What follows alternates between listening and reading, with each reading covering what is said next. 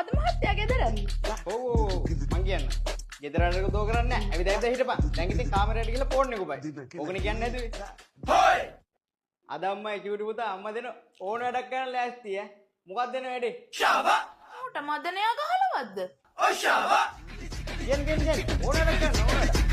වැඩක් නේ. මේ හාලේ දින ගල් ටික අයින් කරපන්කෝ. මම මේ මාළු හදනකම්.